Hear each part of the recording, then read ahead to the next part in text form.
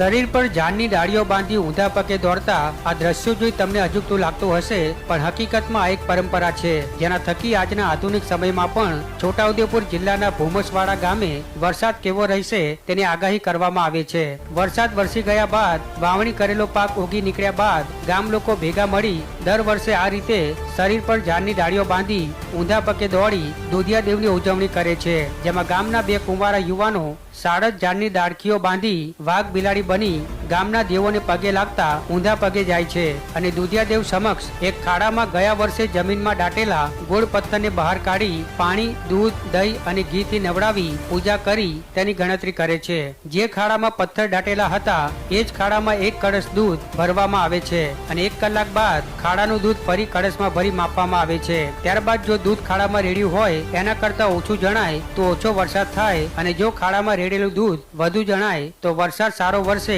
એવી આગાહી કરવામાં આવે છે। ત્યારે આ વખતે જેટલું દૂધ ખાડામાં રેડવામાં આવ્યું એટલું જ દૂધ ફરી કળશમાં ભરાયું। તેમજ ગયા વર્ષે 126 પથ્થર દાટેલા હતા અને આ વર્ષે 128 પથ્થર નીકળ્યા, જેથી ગામની સારી પ્રગતિ થશે અને વરસાદ પણ પ્રમાણસર પડશે તેવી આગાહી ગામ લોકો દ્વારા જાહેર કરવામાં આવી હતી। ત્યારબાદ ગામ લોકોએ દુધિયા દેવની પૂજા વિધિની ઉજવણી કરી ખેતરોમાં ઉગી નીકળેલા નકામા ઘાસનું નિંદામણ કર્યું હતું। દુધિયા દેવની પૂજા વિધિ દરમિયાન 2 માણસોને વાઘ અને બિલાડીનું કિરદાર નિભાવી 5 વખત દૂધ પીવડાવી ગામ લોકો દ્વારા જંગલ તરફ ભગાડવામાં આવે છે, જેથી તેઓના પશુ પંખીઓને વાઘ, વરુ, સરીસૃપો જેવા જાનવરો નુકસાન નહીં કરે તેવી માન્યતા સાથે દુધિયા દેવનો તહેવાર ઉજવવામાં આવે છે।